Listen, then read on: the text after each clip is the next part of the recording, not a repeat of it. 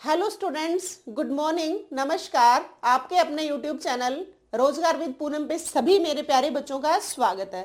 देखो बच्चों, आज हम साइकोलॉजी का एक बहुत इंपॉर्टेंट टॉपिक पढ़ेंगे जो कि हमारा टॉपिक है एनसीएफ 2005। जितने भी टीचिंग के एग्जाम होते हैं, एच टेट हो, सी टेट हो, यूपी टेट हो, डी ट्रिपल एस पी, मतलब जितने टीचिंग एग्जाम्स है, हर एक एग्जाम में जहां साइकोलॉजी आती है हर जगह एनसीएफ का टॉपिक आता ही है और सभी को पता भी है।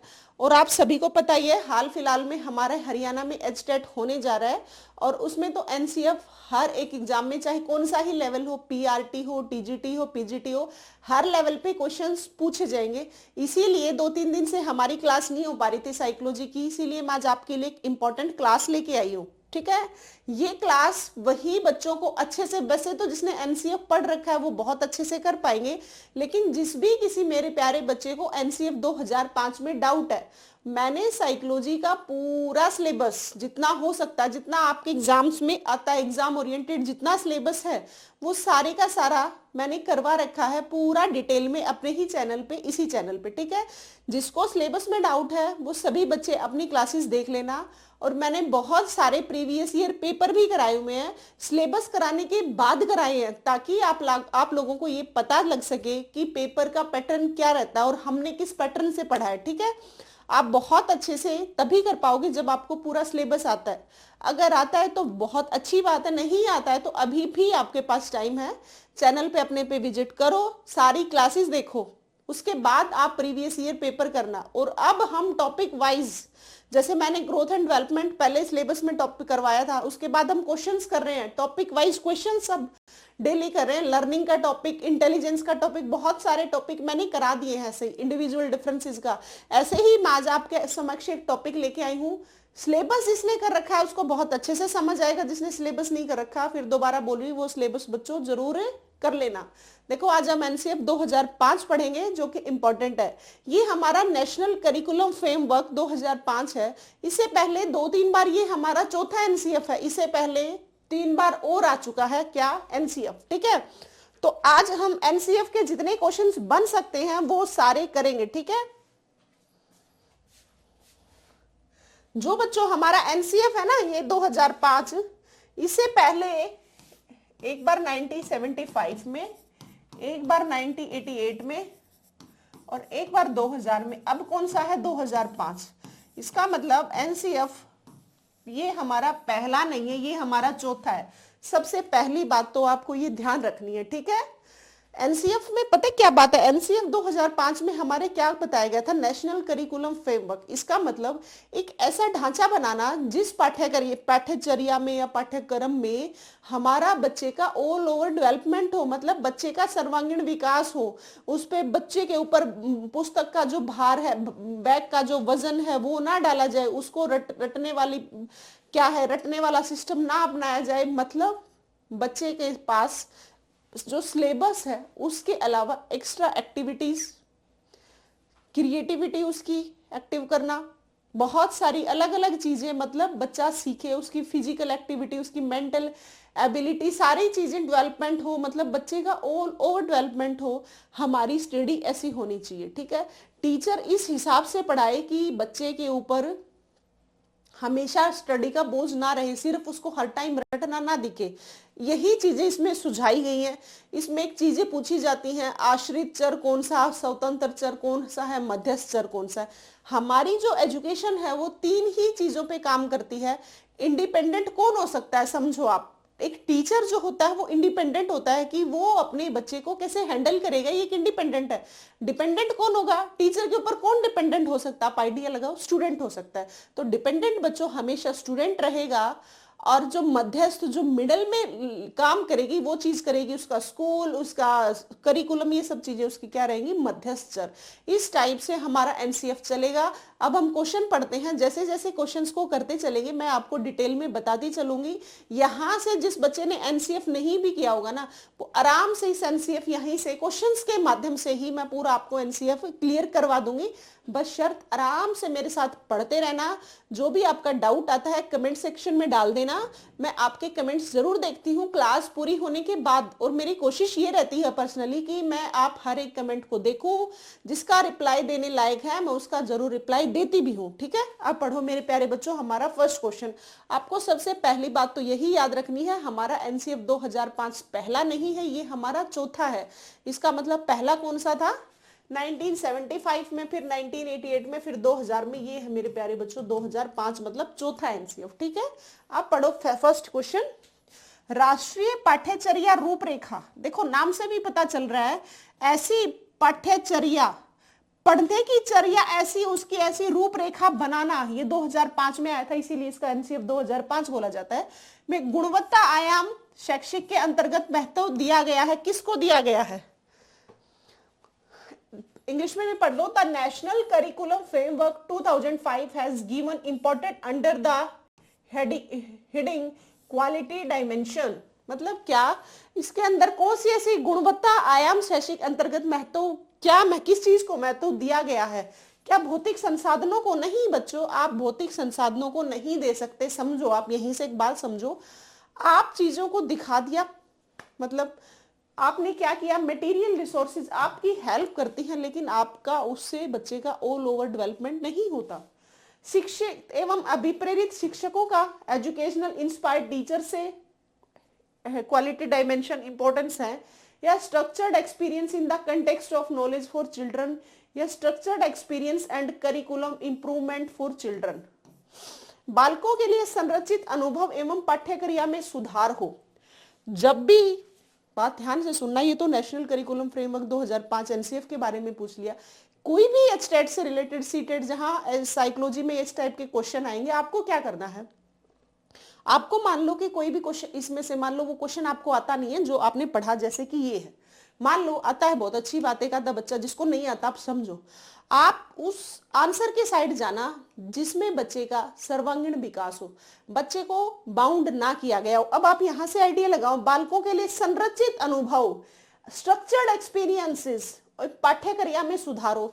जहां पे पाठ्यक्रिया में सुधार हो, जहां बच्चों का ऑल ओवर डेवलपमेंट हो, बच्चे को एक चीज से बाउंड ना किया जाए, बच्चे को फोकस करके पढ़ाया जाए, चाइल्ड सेंटर्ड स्टडी हो, मतलब एक टीचर को उसको मोटिवेशन देने की जरूरत, हर चीज में मतलब बच्चे को जहां फोकस किया जाए ना, आप उस ऑप्शन को टिक कर दोगे।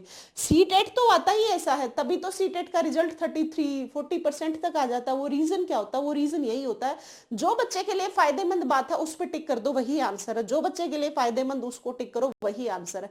इस हिसाब से जब आप इनको टिक करते हो तो बच्चे बहुत अच्छा स्कोर कर पाते हो। लेकिन एचटेट में दिक्कत क्या आती है? बहुत सारी चीजों को घुमा फिरा के दे देते हैं, इसीलिए एचटेट में बच्चे सिर्फ 7 से 8% ही एचटेट को क्लियर कर पाते हैं।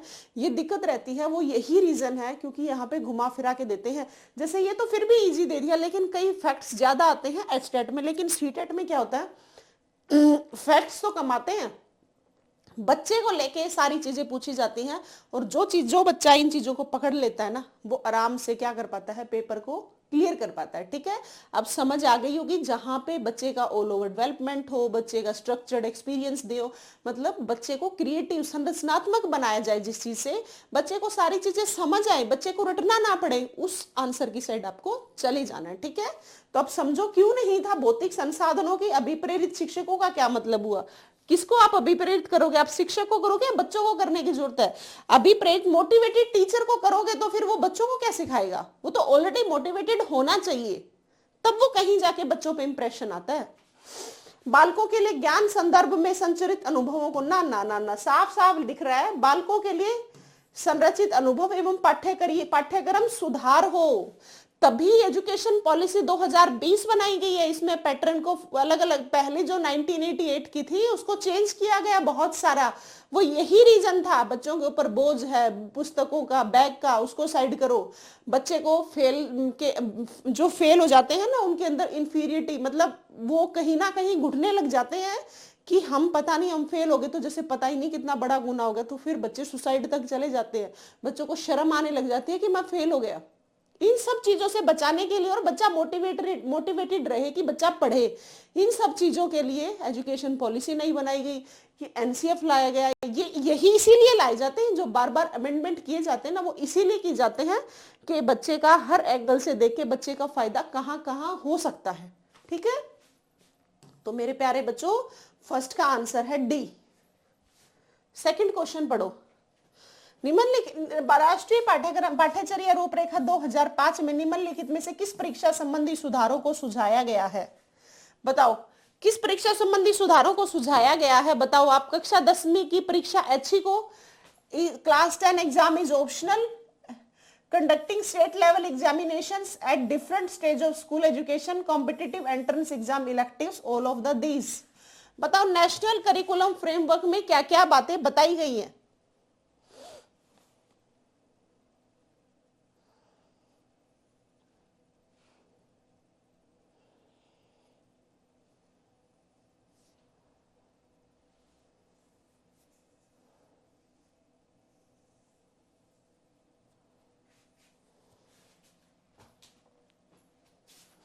देखो नेशनल करिकुलम फ्रेमवर्क है, उसमें किस परीक्षा संबंधी सुधारों को सुझाया गया है?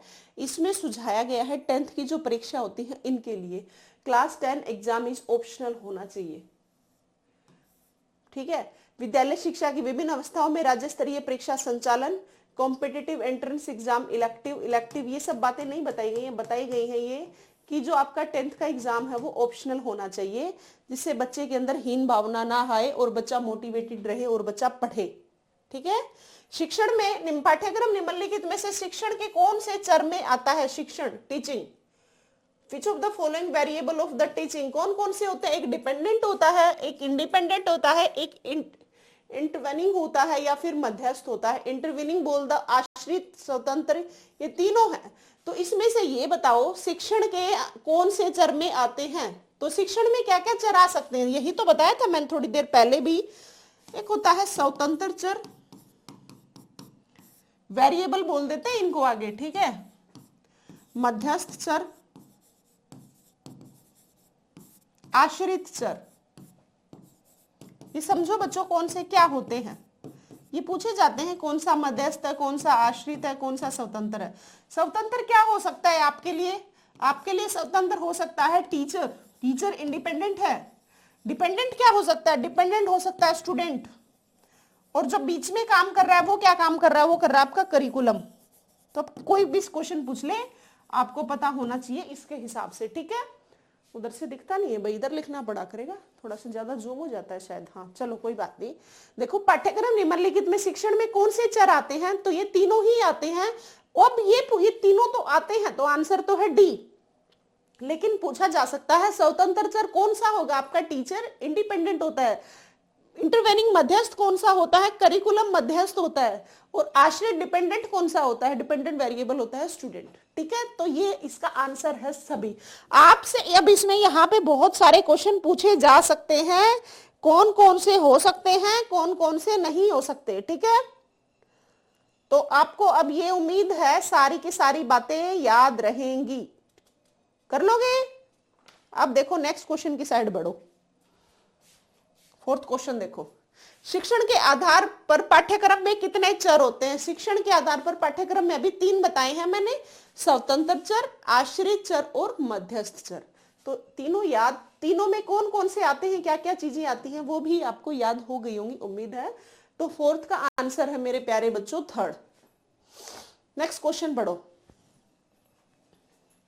राष्ट्रीय पाठ्यचर्या की रूपरेखा 2005 के आधारभूत सिद्धांत में निम्नलिखित में से कौन सा भाग सम्मिलित नहीं है?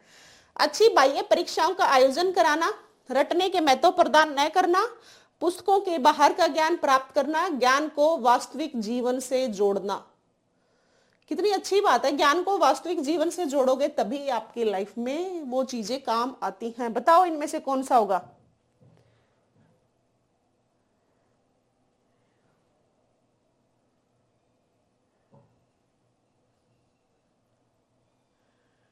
बताओ। देखो सारे ऑप्शंस को ध्यान से पढ़ते चलोगे ना, आपको पूरा एनसीएफ 2005 याद हो जाएगा। आपको चर तो याद हो गए होंगे, 3 चर है हमारे, कौन सा किस में आता है, डिपेंडेंट कौन सा, इंडिपेंडेंट कौन सा, इंटरवेनिंग कौन सा, ये वेरिएबल सारे याद हो गए होंगे। ऐसे ही जितनी बातें बताई है एनसीएफ से रिलेटेड अभी तो बताया है, बहुत इजी टॉपिक है। जहां पे आप बच्चे के फायदे की चीजें होती हैं उनको ठीक मानो, और बच्चे के फायदे के लिए नहीं, अपने ऊपर लेके देख लो। जो चीजें बच्चा, आप स्टूडेंट अपने आप को मानो, आपको लगता है कि ये चीज होनी चाहिए बच्चे के सुधार के लिए, क्योंकि हम तो एक टीचर बनने जा रहे हैं आप लोग तो फिर आप लोगों के लिए क्या है, आप लोगों को ये देखना है जब ऐसी चीजें आ रही हैं जो बच्चे के फायदेमंद हैं, वो चीजें सही है और जो नहीं है वो गलत है। इस हिसाब से ही तो आंसर आ रहे हैं। देखो, निम्नलिखित में से कौन सा भाग सम्मिलित नहीं है? कंडक्ट गुड एक्सटर्नल एग्जाम, देखो क्या हो सकता है, not giving important to rote learning, ऐसा हो सकता है, knowledge beyond book, linking knowledge of real life. देखो ये बात तो बिल्कुल सही है, लिंक करोगे नॉलेज को रियल लाइफ से, ये तो हर बार काम की बात है, सबसे इंपॉर्टेंट है। ज्ञान को वास्तविक जीवन से जोड़ोगे तभी उस ज्ञान का फायदा होगा। लेकिन पूछा क्या गया नहीं है, इसका मतलब ये बात तो होती है लेकिन पूछा नहीं गया, इसका मतलब ये ऑप्शन नहीं है। पुस्तक के बाहर का ज्ञान, पुस्तकों के बाहर का ज्ञान प्राप्त करना बिल्कुल नॉलेज बियॉन्ड बुक भी होता है, तो आंसर ये भी नहीं। रटने के महत्व को प्रदान नहीं करना, बिल्कुल सही बात है। आप रटने के महत्व को प्रदान नहीं दोगे, बच्चे नहीं रटेंगे तो वास्तविक जीवन से चीजों को जोड़ के देखेंगे। इसका मतलब क्या हुआ, अच्छी बाह्य परीक्षाओं का आयोजन कराना नहीं, इसका मतलब ये नहीं है। इससे आपको लगता है बाहर की बहुत अच्छी जो बाह्य चीजें उनसे आप एग्जाम कंडक्ट कराओगे उससे बच्चे का डेवलपमेंट, नहीं, ऐसा कुछ नहीं है। Conduct good external exam, external conduct करा लो, एक्सटर्नल एग्जाम ही कराओगे क्यों भैया, आपका सिलेबस कहाँ है?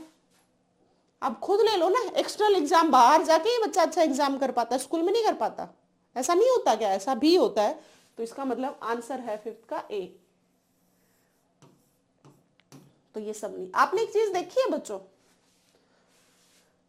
एचटेट का जो एग्जाम है ना, पहले जब एचटेट के पेपर देते थे, जैसे मैंने दिए थे, उस टाइम एचटेट बहुत बच्चे देते थे, वो एक बूम था, मतलब एक टाइम था जब बहुत सारे एचटेट के लिए बच्चे पढ़ते थे। अब मैं देखती हूँ बहुत क्लासेस लेके चली जाती हूँ, बहुत कम बच्चे देखते हैं, बहुत कम बच्चे लाइक करते हैं, व्यूज, उनसे पता लग जाता है ना कितने बच्चे देख रहे हैं इन बातों से। मैं बात यहाँ अर्न करने की, व्यूज का फायदा, ये सब नहीं बात कर रही, मैं आपसे एक प्रैक्टिकल बात कर रही हूँ, अब समझना मेरी बात को। देखो पहले बहुत सारे बच्चे एचटेट की तैयारी करते थे और उनको लगता था कि एचटेट हमारे लिए बहुत जरूरी है। आज के दिन देखो, आपके आस पड़ोस में ही देख लो, मुझे तो छोड़ो, कितने बच्चे पढ़ रहे हैं आपके साथ में, समझो इस बात से, क्या पढ़ रहे हैं बच्चे? आपको लगता है? बिल्कुल नहीं। सीईटी के पीछे पड़े हुए, एचटेट के पीछे कोई बच्चा नहीं पड़ा हुआ। उसके पीछे कारण क्या है जो एचटेट के पीछे नहीं पड़े हुए? क्या एचटेट जरूरी नहीं है? क्या एचटेट के बगैर आप लोग कुछ कर लोगे, लगता है आपको? है ऐसा नहीं है, एचटेट है जरूरी, लेकिन पता है बीमारी क्या हो गई, दिक्कत कहाँ है?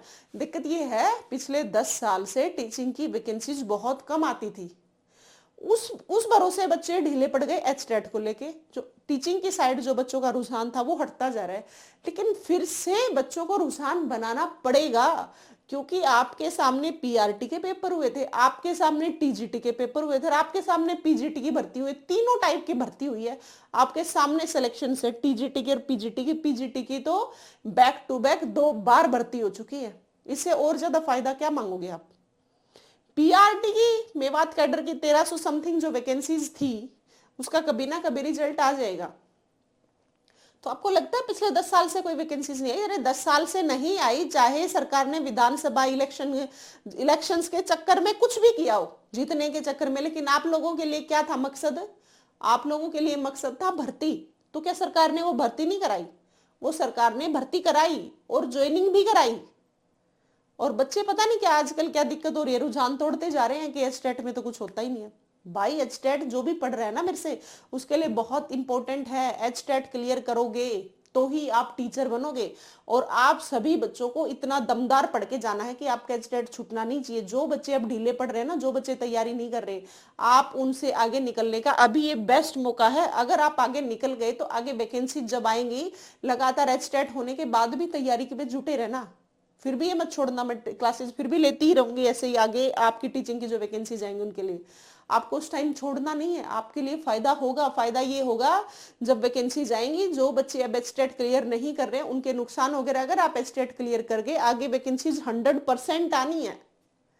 क्योंकि हरियाणा बेरोजगारी में नंबर 1 बन गया था। अब सरकार कुछ अलर्ट हुई और सरकार को विश्वास भी हुआ है, अगर आप निष्पक्ष तरीके से ट्रांसपेरेंसी से एग्जाम ले रहे हो और बच्चों को सिलेक्शन दे रहे हो, तो सरकार ने थर्ड टाइम बीजेपी को बनाया है, सिर्फ और सिर्फ रीजन इसके पीछे यही है। तो सरकार बिल्कुल आगे आएगी, वैकेंसीज लेके आएगी, बहुत सारी भर्ती कराएगी आप लोगों की। तो आप लोगों को क्या है, ढीला नहीं पड़ना है, आपको खूब दमदार तरीके से पढ़ना पड़ेगा, तब जाके आपका सिलेक्शन होगा। आप ढीले नहीं पड़ोगे। मैं देख रही हूं, अपने आसपास में भी देखती हूँ, हर किसी को देखती हूँ, बच्चे एचटेट पे फोकस नहीं कर रहे हैं। सही टाइम पे एक बॉल आई और उस बॉल पे आपने चौका मारा, वो आपकी एक लाइफ है। जब बॉल बार बार आपके पास आ रही है, एक सिर्फ बॉल आएगी जिस पे आपको हिट करना है, वही आपकी सफलता का राज है। बहुत सारे पेपर देते चलोगे, एक ऐसा पेपर आएगा जिसमें आपका सिलेक्शन होगा। यही लाइफ का खेल है, ठीक है। किस बच्चे को, सभी को, जिस भी बच्चे को ये पता है ना किस टाइम पे किस मौके का फायदा उठा के सिलेक्शन लेना, असल में आज के कंपटीशन में सफल वही बच्चा है। बच्चे इतने ढीले पड़े हुए, मुझे समझ ही नहीं आती बच्चे कर क्या रहे हैं। भाई जब मैं तैयारी करती थी, मैं ऐसा नहीं करती थी, मैं बिल्कुल नहीं करती थी ऐसा, मैं बहुत मेहनत करती थी। मैं ऐसा कभी नहीं कह सकती कि मैंने मेहनत की नहीं, कि मैं तुक्के से लग गई ना, मैं तुक्के से नहीं लगी बच्चों, मैंने बहुत बहुत हार्ड वर्क किया है, बहुत एफर्ट्स किए मैंने। मुझे रात को इतनी टेंशन हो जाती थी कि मैं बिस्तरों में बैठी बैठी उठ जाती थी, मुझे 1 घंटा हुआ है, मैं पूरे दिन नहीं सोई हूँ, रात को 1 घंटे सो गई तो उठ के मैं पढ़ती नहीं थी। मैं ये नहीं कहती कि मैं 1 घंटे बाद पढ़ने लगी ना, मुझे टेंशन हो जाती थी, मैं बैठ जाती थी कि पता नहीं कब सिलेक्शन होगा, इतनी टेंशन रहती थी। अगर आपके दिल में ऐसी टेंशन रहती है तो 100% सक्सेस होगे।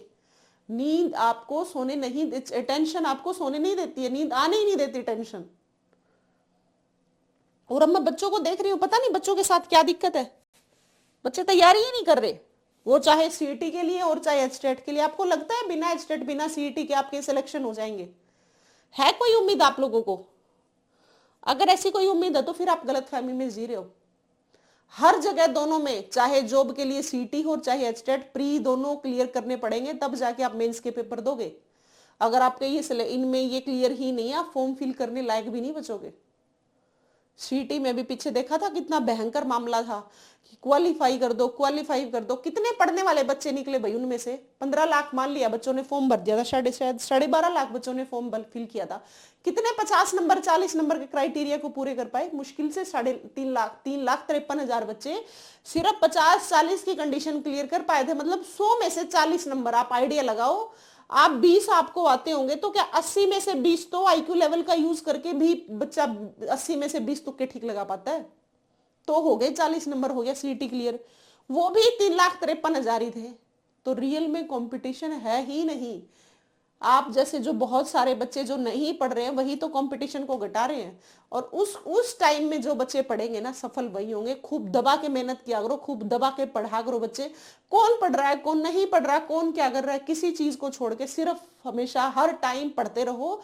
जब इंजॉय करते हो घर वालों के काम भी करो। मैं ये नहीं कहती कि काम छोड़ के सिर्फ पढ़ते रहो, नहीं, कुछ लिमिटेड काम करो जिसमें टाइम वेस्ट ना हो, वो काम करो ताकि घर वाले भी खुश रहें, आपके ऊपर डांट ना मारे। क्योंकि हम मिडिल फैमिली से बिलोंग करते हैं, हम सभी।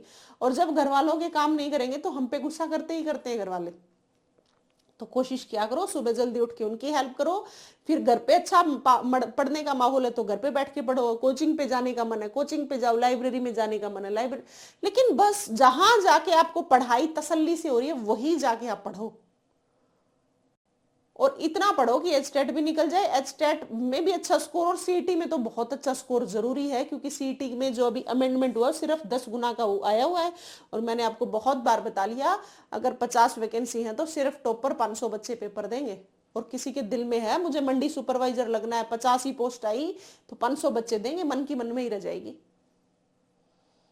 इसके लिए बहुत मेहनत की जरूरत है बच्चों। 30 साल तक तो ये सब चीजें एहसास नहीं होती बच्चों को। 30 साल के बाद थोड़ी सी टेंशन होनी शुरू हो जाती है, और 35-36 के बाद ज्यादा टेंशन शुरू हो जाती है कि अब हमारा क्या होगा। लेकिन मैं ऐसा पर्सनली मानती हूँ, कुछ नहीं होगा, बस पढ़ते रहो, सिलेक्शन हो जाएगा। क्या एज है, क्या हमारे घर की कंडीशन है, कुछ भी मैटर नहीं करती, बस पढ़ते रहो। आप एक चीज देखो, मैं हर तीसरे दिन यही बात बोलती हूँ, ना कभी एज मैटर करती, ना कभी कंडीशंस मैटर नहीं करती, कुछ भी मैटर नहीं करती। मैटर करती है आपकी स्टडी, सिर्फ और सिर्फ स्टडी। मैंने 3-4 साल एफर्ट्स किए तब कहीं जाके सिलेक्शन हुआ था मेरा। और आपको पता है आपके सामने टीचिंग की वैकेंसीज गई हैं, उन्हीं में से मेरा एक नाम था। बहुत सारी भर्तियां गई होंगी अब, पता है आप कुछ लोगों को सामने। वो कब था? वो तब था जब मैं दिन रात मेहनत करती थी। अब मैं भी कभी क्लास ले ली, कभी छोड़ दी, तो लगता है आपको हो जाता, नहीं होता तब। तो बच्चों मैं आपसे यही कह रही हूँ, बहुत पढ़ा करो, खूब मेहनत किया करो, संडे हो या मंडे आपको कभी नहीं छोड़नी पढ़ाई, कोई वार कुछ नहीं देखना। अरे कुछ दिन की कुछ चीजों को छोड़ के आपकी जिंदगी सफल हो रही है, आपकी पूरी जिंदगी लाइफ टाइम। और आपको एक और बात बता देती हूँ, जॉब लगने के बाद चाहे आप ग्रुप डी में लगे हो, आप अर्न करने लग जाते हो ना, एक अलग इज्जत होती है। जिन लोगों के दिमाग में गलत फहमी है ना कि भाई ये तो ग्रुप डी लगा है, अब मैं समझा रही हूँ, इसका मतलब ये नहीं है मैं ग्रुप डी में लगी हूँ, मैं आपको मेरे आस पास में जो बच्चे लगे उनकी बात बता रही हूँ। घर के लोगों की मेंटेलिटी आस पड़ोस में बोलते हैं कि भाई वो तो ग्रुप डी में लगा है, क्या तूफान मार लिया। अरे ग्रुप डी में भी लग के तो दिखाओ। 78 पे जनरल की कट ऑफ 78 पॉइंट समथिंग थी। आपको लगता है 78 मार्क्स कम है? और वो भी चार चार शिफ्टों में लिया गया था नॉर्मलाइजेशन करके। एक बच्चे के मेरे सामने 86, मेरी फ्रेंड 86 क्वेश्चन ठीक करके आई थी और उसके 77 पॉइंट पे टिका दी, वो 78 भी नहीं बने मतलब ग्रुप डी में भी सिलेक्शन नहीं ले पाई, और एक्सेस में इंटेलिजेंट थी, ऊपर से नॉर्मलाइजेशन तक। तो क्या ग्रुप डी का बहुत भयंकर हाल था ग्रुप डी में भी? तो जो ऊपर वाली वैकेंसीज है उनमें तो और भी बुरा हाल होगा। चलो 6 क्वेश्चन पढ़ो। शिक्षा के क्षेत्र में पाठ्यचर्या शब्दावली की ओर संकेत करता है। मूल्यांकन प्रक्रिया में कक्षा में प्रयुक्त की जाने वाली पाठ्यवस्तु पाठ्यपुस्तक पर शिक्षा पद्धति एवं पढ़ाई जाने वाली विषय वस्तु को विद्यालय का संपूर्ण कार्यक्रम, जिसे हम प्रतिदिन अनुभव प्राप्त करते हैं, curriculum terminology in the field of education refers to. पढ़ो एक बार क्वेश्चन आराम से, मैं इतने थोड़ा सा पानी पी लेती हूँ।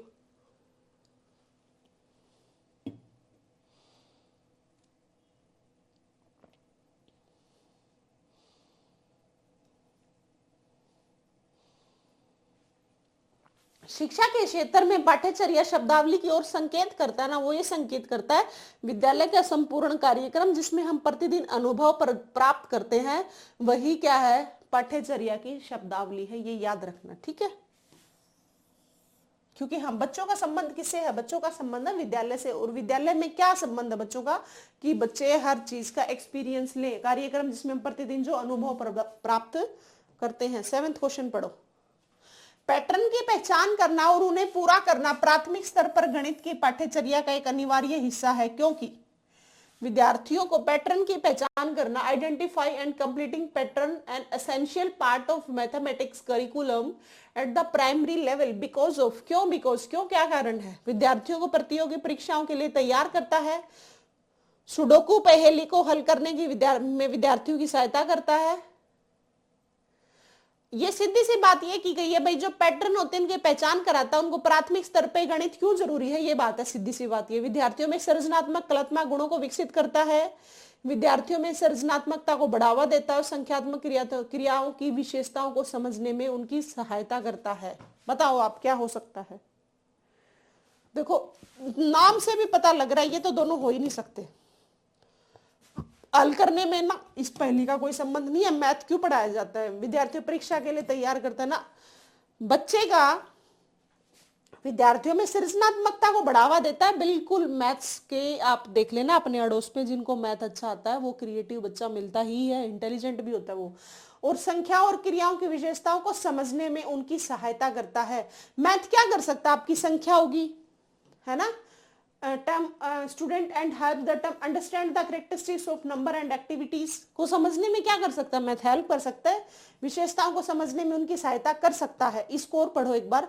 विद्यार्थियों में सृजनात्मक और कलात्मक गुणों का विकसित करता है। कलात्मक और सृजनात्मक हो सकती थी, लेकिन मैथ्स की बात आ गई तो संख्या बेस्ट आते हैं, इसीलिए ये भी हो सकता था, लेकिन यहाँ ये ज्यादा बेस्ट है इससे, क्योंकि यहाँ पे संख्याओं और क्रियाओं की विशेषताओं को भी बताता है क्या? मैथ्स। इसीलिए इसका आंसर क्या होगा बच्चों? इसका आंसर होगा सी। 8th क्वेश्चन पढ़ो। गणित की वर्तमान एनसीईआरटी पाठ्यपुस्तक अनुशंसाओं को ध्यान में रखकर लिखी गई है। किसको देखकर गणित की वर्तमान की पाठ्यपुस्तक ध्यान में रखकर लिखी गई है? बता दो आप, आसान सा है, किसको देख के बनाई गई है?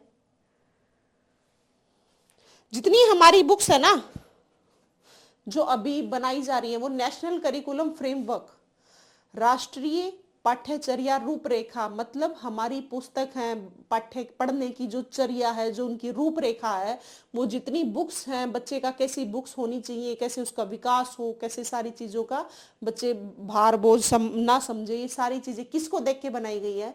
ये बनाई गई है एनसीएफ 2005 को देख के। एजुकेशन पॉलिसी ने हमें क्या बताया कि बच्चों के लिए पैटर्न क्या होगा, और एनसीएफ ने हमें क्या बताया कि बच्चों का बुक जो पाठ्यचर्या है, करिकुलम है, वो कैसा होगा।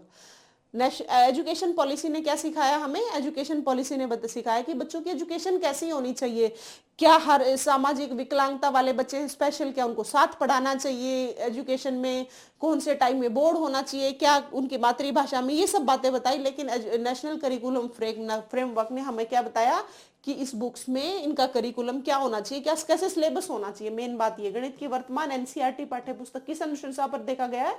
ये देखा गया बच्चों एनसीएफ 2005 के अकॉर्डिंग। पढ़ो 9th क्वेश्चन। एनसीएफ 2005 का विस्तार रूप है national curriculum framework, national common, अभी बता तो रही हूं मैं बार बार, नेशनल करिकुलम फ्रेमवर्क 2005, ठीक है। इसीलिए एनसीएफ की फुल फॉर्म आनी चाहिए। देखो यहाँ पेपर में आई हुई है तो आपसे भी पूछी जा सकती है, फुल फॉर्म आपको याद रखनी है। और मैंने education policy 2020, new education policy है ना जो हमारी 2020, वो मैंने आपको डिटेल में करवाई हुई है, उसको भी देख के जाना बच्चों। और एनसीएफ दोनों टॉपिक इंपॉर्टेंट है। इंपॉर्टेंट इसलिए है, आप टीचर बनने जा रहे हो और आपको स्टूडेंट्स पढ़ाने हैं, तो बच्चों के लिए क्या क्या पैटर्न होंगे, आपको एजुकेशन पूरी पॉलिसी का पता होना चाहिए, आपको एनसीएफ का पता होना चाहिए। इसीलिए वो आपको पता है या नहीं, एग्जाम में ऐसे क्वेश्चंस डालते हैं। शारीरिक रूप से असहजता का निम्नलिखित में से कौन सा कारक हो सकता है? बिल्कुल, बहुत अच्छा क्वेश्चन है, एनसीएफ यहीं से समझ आ जाएगा। Which of the following is the cause of physical discomfort? शारीरिक असहजता, आपको फिजिकली फिट नहीं लग रहा है, कुछ अच्छा नहीं लग रहा है, बोझ, अगर आप रटने पे जोर दोगे तो मेंटल परेशानी होगी। लंबा रास्ता है, भारी बैग है, तो बच्चा क्या शारीरिक दिक्कतें नहीं होंगी, असहजता नहीं होगी। आपने देखे नहीं थे, हम जब छोटे होते थे भाई बहन क्या बोलते थे कि दीदी मेरा बैग ले चलो मुझे बोझ लग गया, या हम बोलते थे भैया मेरा बैग ले चलो बोझ लग गया। तो वो क्या होता था, यही तो था, लंबा रास्ता हो और बैग में क्या है, वजन बहुत ज्यादा है क्योंकि बहुत बुक्स है। दंड, बिल्कुल शारीरिक असहजता, कहीं पे भी भारी स्कूल बैग, तो ये सभी चीजें शारीरिक रूप से असहजता का कारण है। पढ़ो नेक्स्ट क्वेश्चन। मूल्यांकन का कौन सा उद्देश्य नहीं है? पर्पज ऑफ एजुकेशन, मूल्यांकन का कौन सा उद्देश्य नहीं है, इवेल्युएशन का कौन सा उद्देश्य नहीं है, क्वेश्चन है ये। बताओ मुझे पढ़ के, मूल्यांकन का कौन सा उद्देश्य नहीं है। इवेल्युएशन का टॉपिक हर एक बच्चे को भी आना चाहिए। मैंने कुछ क्वेश्चन तो लिए हैं एनसीएफ के, कुछ क्वेश्चन लिए हैं इवेल्युएशन के, वो इसीलिए हैं लिए हैं ताकि दोनों चीजें आपके अच्छे से क्लियर हो जाएं, ठीक है। बताओ अब,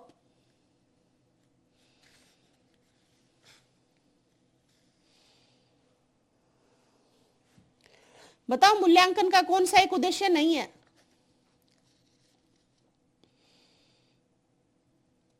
क्या नहीं हो सकता मूल्यांकन से आपके लिए, ये पूछा गया है। क्या उद्देश्य नहीं हो सकता मूल्यांकन से? देखो, दंड के डर से बच्चों को पढ़ने के लिए प्रेरित करना, मूल्यांकन का कभी ये उद्देश्य नहीं है। मूल्यांकन का उद्देश्य होता है कि बच्चे ने कैसा पढ़ा है, बच्चे ने ये समेटिव टेस्ट होते हैं, ये सब में कैसी परफॉर्मेंस दे रहा है। इवेल्युएशन का मतलब ये होता है बच्चे को कहाँ प्रॉब्लम आ रही है, अगर बच्चा समझ नहीं पा रहा है तो जो हमने एक यूनिट कराई और उसका टेस्ट लिया, ये इवेल्युएशन कर लिया, तो बच्चे ने अगर सही किया इसका मतलब उसको सही आता है, नहीं किया इसका मतलब कहीं ना कहीं दिक्कत है। डर से, दंड से डर के बच्चों को पढ़ने के लिए प्रेरित करना उद्देश्य नहीं है, बिल्कुल नहीं है। छात्रों पर मंद बुद्धि से सीखने वालों को टैग लगाना नहीं, ये भी मकसद नहीं है, टैग लगाना कि तू भाई क्या है मंद बुद्धि, ऐसा भी नहीं है। Identify student whose parents are officer, उन छात्रों की पहचान करना जिनके माता पिता अधिकारी है। नहीं, मूल्यांकन का ये उद्देश्य नहीं होते। मूल्यांकन के उद्देश्य ये होते हैं जो हमने टेस्ट कराए हैं, जो हमने एक्टिविटीज कराई हैं, क्या वो बच्चे को प्रॉपर समझ आ रही है या नहीं, और नहीं आ रही है तो हमें कैसे काम करना चाहिए, उन पे मूल्यांकन करके उन पे सुधार करके वापस से वही चीजें बच्चों को समझाना, वो चाहे आपका कोई भी तरीका हो, ये सब चीजें मूल्यांकन के होते हैं। इससे ये नहीं होता कि किसी के पेरेंट्स ऑफिसर्स हैं उनका मूल्यांकन कर लो और को छोड़ दो, या वो है तो उनका मूल्यांकन जरूरी है। क्यों भाई, हर बच्चा जरूरी नहीं है। एक किसान का बेटा ऑफिसर नहीं बन सकता और एक ऑफिसर का बेटा नालायक बन सकता। अब कैसे एक ऑफिसर्स वाले के पे अलग से टैग लगा हुआ, किसी पे मंदबुद्धि का टैग, किसी के ऑफिसर्स के बच्चों के टैग, ये सब कोई कुछ नहीं कर सकते। आप सभी बच्चे आपके लिए इक्वल हैं। उपरोक्त सभी इसका आंसर होगा। शिक्षा को बनाया गया था, कैसे बनाया गया था बताओ? 2005 में शिक्षा को बनाया गया था child centre, teacher centre, management focused या पेरेंट फोकस्ड का क्या मतलब हुआ? एनसीएफ क्यों बनाया गया था? टीचर सेंटर्ड थोड़े होगा, टीचर सेंटर्ड आप टीचर को थोड़े पढ़ा रहे हो, आप पढ़ा रहे हो चाइल्ड को। एजुकेशन ऐसी होनी चाहिए चाइल्ड सेंटर्ड, बाल केंद्रित, बच्चों को केंद्र में रख के एजुकेशन दी जाए, बच्चे को सारी चीजें समझ आए, बच्चा किसी भी चीज में परेशानी फील ना करे। पढ़ो नेक्स्ट क्वेश्चन। एनसीएफ 2005 की संस्थियों के अनुसार कक्षा 1 से लेकर कक्षा 2 के विद्यार्थियों के लिए मूल्यांकन का तरीका होना चाहिए लिखित एवं मौखिक परीक्षा, लिखित परीक्षा, मौखिक, लिखित मौखिक, based on observation. Class first और सेकंड का स्टूडेंट्स का क्या असेसमेंट आप कैसे करोगे? बात ये पूछी गई है, कैसे कर सकते हो बताओ आप?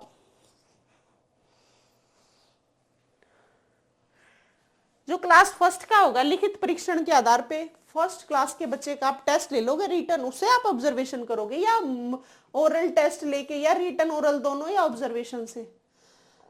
भाई जब क्लास फर्स्ट का और सेकंड का बच्चा है, आप उसको बाहर एक्टिविटी में लेके गए, उसने प्रॉपर तरीके से बच्चे ने काम किया, मतलब प्रॉपर तरीके से एक्टिव रहा, वो खेला, वो चीजों को समझा, तो आप उसको ऑब्जर्वेशन कर लो डायरेक्ट तरीके से।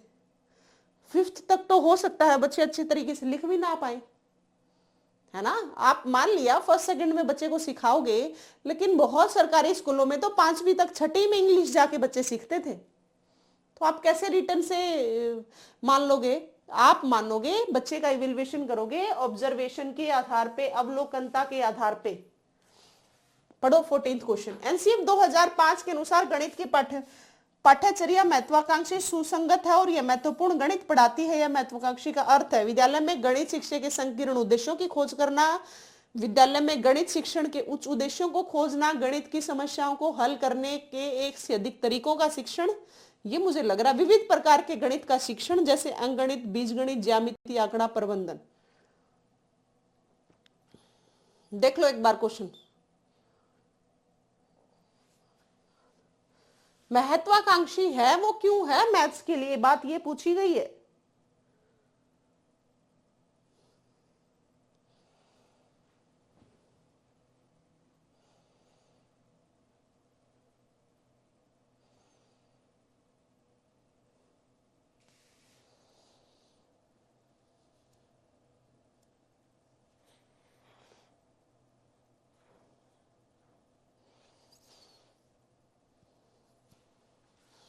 देखो फिर से पढ़ो एक बार क्वेश्चन आराम से। एनसीएफ 2005 के अनुसार गणित के पाठ्यचर्या महत्वाकांक्षी सुसंगत है। According to NCF mathematics curriculum is ambitious, sequential and teacher important mathematics here. Ambitious means, इसका मतलब क्या है? ये जो महत्वाकांक्षी, इसका मतलब क्या होता है? महत्वाकांक्षी मतलब आकांक्षा, मतलब इच्छा, उस चीज का क्या महत्व है, बात ये है। तो इसमें गणित शिक्षा के शिक्षण के संकीर्ण उद्देश्यों को खोजना मतलब नहीं है, इसमें मतलब है विद्यालय में गणित शिक्षण के उच्च उद्देश्यों को खोजना, ये इसका महत्वाकांक्षी। इसीलिए ये होता है समस्याओं को हल करने के एक से अधिक तरीकों का शिक्षण, ये नहीं बीजगणित सब्जेक्ट का थोड़ा कोई रोल ही नहीं है इसमें। आएगा बच्चों आंसर बी, विद्यालय में गणित शिक्षण के उच्च उद्देश्यों को खोजना, इसीलिए महत्वाकांक्षी है गणित। पढ़ो 15th क्वेश्चन। एनसीएफ 2005 में सर्वाधिक बल किस चीज पे किया है? On the structure of knowledge, memorising concept, solving difficult question, on doing mathematics fast. NCF 2005 ने सर्वाधिक बल किस चीज पे दिया गया है? क्वेश्चन है ये। एनसीएफ ने सबसे ज्यादा जो काम किया है किस लिए किया गया है? आप किस चीज को तेजी से गणित करने पर, किसी भी चीज का गणित है वो खाली मैथ्स को जो रटते हो नहीं, आप कैलकुलेशन अच्छे से कर पाते हो, ये एनसीएफ ने सबसे ज्यादा एम्फेसिस किया है, इस पे बल दिया है। एनसीएफ 2005 बल देता है रटने पर, करके सीखने पर, सूत्र याद करने पर, सवाल करने पर, लर्निंग बाय डूइंग पे एनसीएफ काम करता है। आप करो और चीजों को सीखो, ये एनसीएफ कहता है। नेक्स्ट देखो, एनसीएफ 2000 के अनुसार गणित शिक्षण होना चाहिए बाल केंद्रित, शिक्षक केंद्रित, पाठ्य पुस्तक या इनमें से सभी। कैसा होना चाहिए? Mathematics teaching should be, question है ये। बताओ आप कैसा होना चाहिए?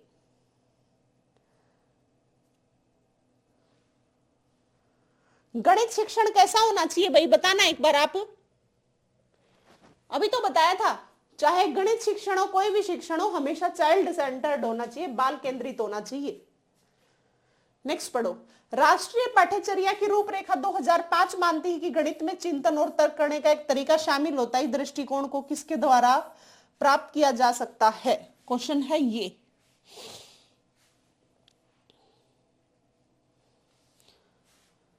राष्ट्रीय पाठ्यचर्या की रूपरेखा 2005 मानती है, क्या मानती है? समझो कि गणित में चिंतन और तर्कना का एक तरीका शामिल होता है। इस दृष्टिकोण को किसके द्वारा प्राप्त किया जा सकता है? खोजबीन उपागम का प्रयोग करना, हस्तचालकों का प्रयोग करना, संकल्पनों का वास्तविक जीवन से जोड़ना, विद्यार्थियों को चर्चाओं में शामिल करना, गणित का पुनर्बलन करना ना। विद्यार्थियों को बहुत सारे सवाल वर्कशीट, बड़े वर्कशीट नहीं दोगे आप, उस पर सिर्फ वर्कशीट से क्या कराओगे? विशेष कोचिंग का कोई मतलब ही नहीं होता। तो आंसर है 18 का ए। तीनों वैसे ही गलत हो रहे हैं, आप देखो ये मतलब ही नहीं बनते, तो नहीं आता तो भी आप कर पाते। 18 का आंसर है ए। शिक्षण प्रक्रिया में विद्यार्थी है, विद्यार्थी क्या है? विद्यार्थी एक आश्रित चर, पहले ही बताया था मैंने, क्या है? डिपेंडेंट है। टीचर क्या है? इंडिपेंडेंट है। और इंटरवीनिंग वेरिएबल क्या है? करिकुलम है। नेक्स्ट देखो बच्चों, एनसीएफ 2005 बल देता है किस पे? लर्निंग बाय डूइंग पे, अभी बताया था। नेक्स्ट देखो, वातावरण वह बाहरी शक्ति है जो हमें प्रभावित करती है, किसने कहा था? ये मैंने पहले भी डेफिनेशन कराई हुई है। वातावरण वह बाहरी शक्ति है जो हमें क्या करती है? प्रभावित करती है। बिल्कुल, आपकी पर्सनैलिटी पे आपके एनवायरनमेंट का बहुत बड़ा रोल होता है। ये बात किसने कही थी? सच्चाई भी है, लेकिन ये कही किसने थी? ये डेफिनेशन थी रोस की। देखो next question and last question, राष्ट्रीय पाठ्यचर्या की रूपरेखा 2005 में बात कही गई है, क्या कही गई है? पढ़ो और मुझे बताओ।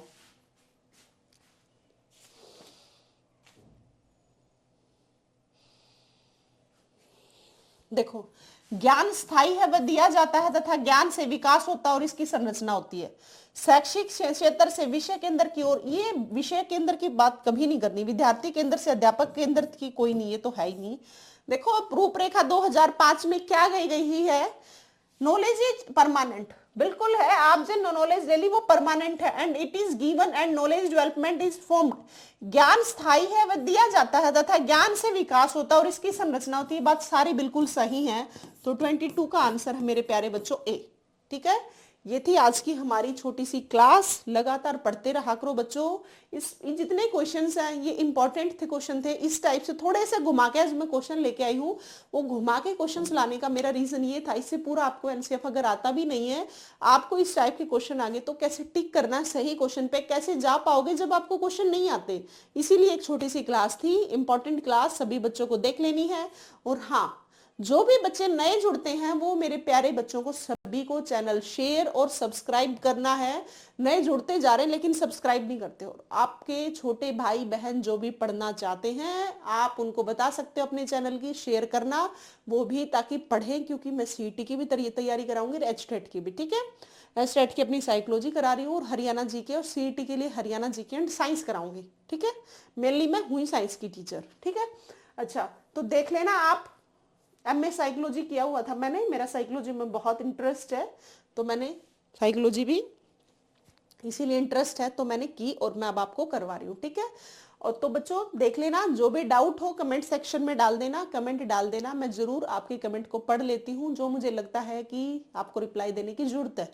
ठीक है, और सभी को क्लास पसंद आए तो लाइक कर देना, शेयर सब्सक्राइब जरूर कर देना और नोटिफिकेशन को ऑन रखना, ताकि डेली जो क्लासेस जा रही है आपको पता लगता रहे कौन सी क्लास कब आ रही है। अगर आपको पता नहीं लगेगा तो ढेर सारी क्लासेस इकट्ठी हो जाएंगी, फिर एकदम लेनी बहुत भारी पड़ जाएगी।